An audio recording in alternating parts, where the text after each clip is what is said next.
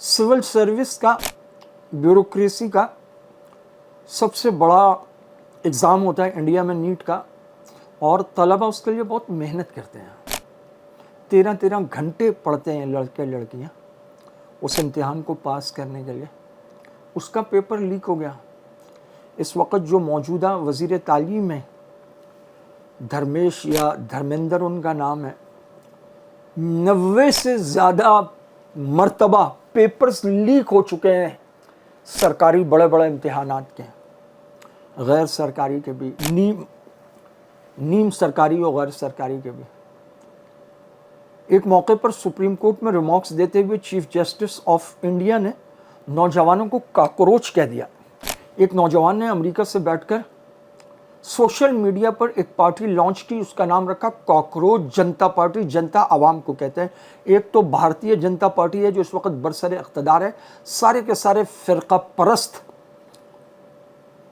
और लड़ाने वाले मजहब के नाम पर गंदे लोग हैं। एक इंडिया है जो मजहब के नाम पर तफरीक पैदा करता है, इंसानों को लड़ाता है। दूसरी तरफ ईरान है जिनके बुनियादी मज़ाहिब में इमामुल अंबिया सैयदुल अंबिया के सबसे अज़ीमुल मर्तबत सहाबा पर कुफ्र के फतवे लगाए जाते हैं। इन तकफीरियों ने दुनिया का माहौल ख़राब कर रखा। वो रातों रात पार्टी लॉन्च हुई और एक रात में करोड़ों लोगों ने, millions of the people join कर लिया पार्टी को। लोगों को लगा एक मजाक है, फारिग कौम बैठी हुई है। ये लड़का, इसने ऐलान किया कि वो अमेरिका से हिंदुस्तान आ रहा है और ये जो नीट के पेपर्स लीक हुए हैं इस पर वो तहरीक चलाएगा। वो आया, चंद लड़के उससे लेने गए, कुछ और भी, कुछ मारपीट भी हुई।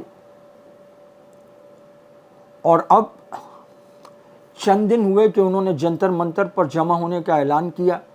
हुकूमत ने वहाँ लाठीचार्ज किया, मारा, औरतों को थप्पड़ मारे गए।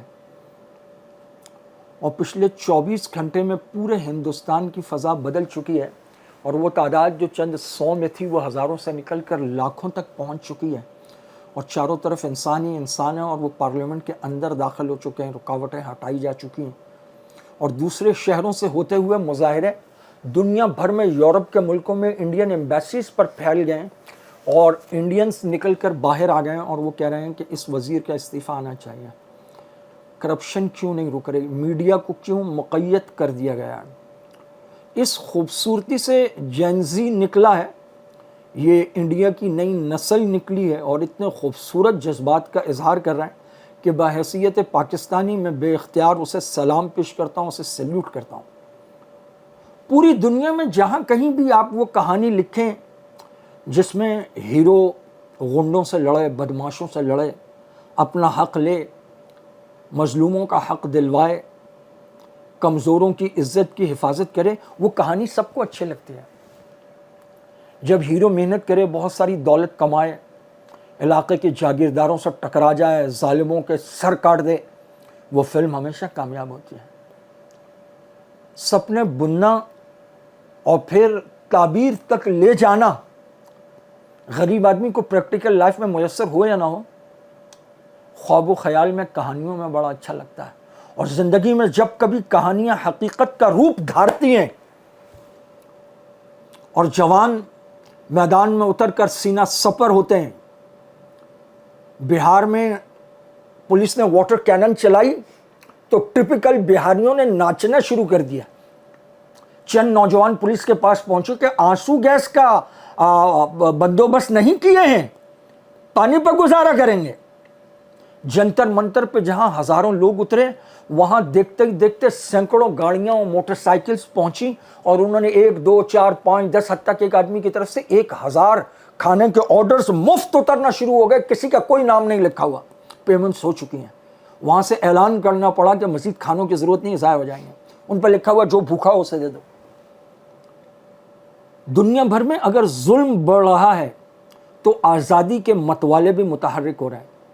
गौदी मीडिया, दुनिया का बदतरीन फ़िरका परस्त मोदी और उसकी जमात, मंदिरों की सियासत करने वाले, इंसानों को मज़हब के नाम पर लड़ाने वाले, ان کی آزادی سلب کرنے والے، انہیں لگا بس چند لوگ ہیں، ہمیشہ کی طرح ڈنڈے سے سنبھال لیں گے، لیکن وہ ڈنڈا الٹا پڑ گیا۔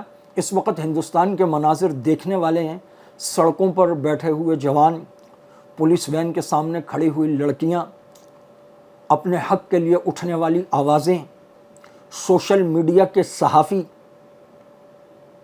بڑا عجیب منظر ہے ہندوستان کا، اور سچ تو یہ ہے کہ اس منظر کو دیکھ کر ہمیں سمجھ میں آتا ہے اور ہم یہ ماننے پر مجبور ہوتے ہیں کہ ہمارے آباء و اجداد ہندوستان سے آئے تھے۔ وہ ہندوستان جو ظلم کے خلاف کھڑا ہوتا ہے، وہ جو آزادی کی تحریکوں کا مرکز بنتا ہے، وہ جس میں آج بھی قیادت دینے کا وصف ہے۔ مودی اور اس جیسے دوسرے لوگوں کو دیکھ کر تو ہم سوچتے تھے بڑا ہی گندا ہے یہ کلچر، لیکن پنجاب کے وزیر اعلیٰ کو دیکھ کر، بھگوت مان، دلی کے وزیر اعلیٰ اروند کیجریوال، اور آج کاکروچ جنتا پارٹی اور اس کے جوانوں کو دیکھ کر ہمیں بہت اچھا لگ رہا ہے، اور ہم یہ سوچتے ہیں کہ ہمارے پڑوس میں، بنگلہ دیش میں، انڈیا میں، نیپال میں کامیابی سے یہ تحریکیں چلی ہیں۔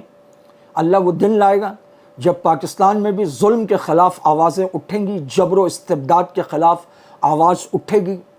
ظلم دنیا میں کہیں ہو، کسی قسم کا ہو، وہ ناقابل برداشت ہے۔ سیدنا عمر ابن الخطاب رضی اللہ تعالیٰ عنہ نے جب مصر کے ایک گورنر نے ریس میں گھوڑے جیتنے والے جوان کو تھپڑ مار دیا تو حضرت عمر نے اسے مصر سے بلوایا اور اسے کہا، جب ماؤں نے اپنے بچوں کو آزاد جنا ہے تو تم نے کب سے انہیں غلام بنانا شروع کر دیا، اور پھر بدلہ دلوایا اس تھپڑ کا۔ اسلام آزادی اور مساوات کا درس دیتا ہے، اور مودی کا مذہب یہ اصل میں ہندو مذہب بھی نہیں ہے، یہ ایلیٹ کلاس ہندوؤں کا اقتدار پر قبضے کا مذہب ہے۔ یہ انسانوں کو چھوت چھات اور تفریقات میں ڈالتا ہے۔ ان کا بس چلے یہ اپنے ہندو شودروں کو مار دیں، ہر مسلمان کو مار دیں۔ ضرورت ہے اس وقت ہندوستانی جوان اس تحریک کو نیچے نہ لگنے دیں، اور پوری دنیا میں رہنے والے، وہ ہندو ہوں، مسلمان ہوں، انڈیا کے ہوں، بنگلہ دیش کے ہوں، پاکستان کے ہوں، تمام اوورسیز، وہ اس تحریک کے ساتھ کندھے سے کندھا ملا کر کھڑے ہوں، اور ظلم کو لپیٹنے کا سلسلہ ہندوستان سے شروع ہو، اور شاید یہ مقدس سرزمین تک پہنچے جہاں پچھلے 3 سال سے انسان دن رات ذبح ہو رہے ہیں۔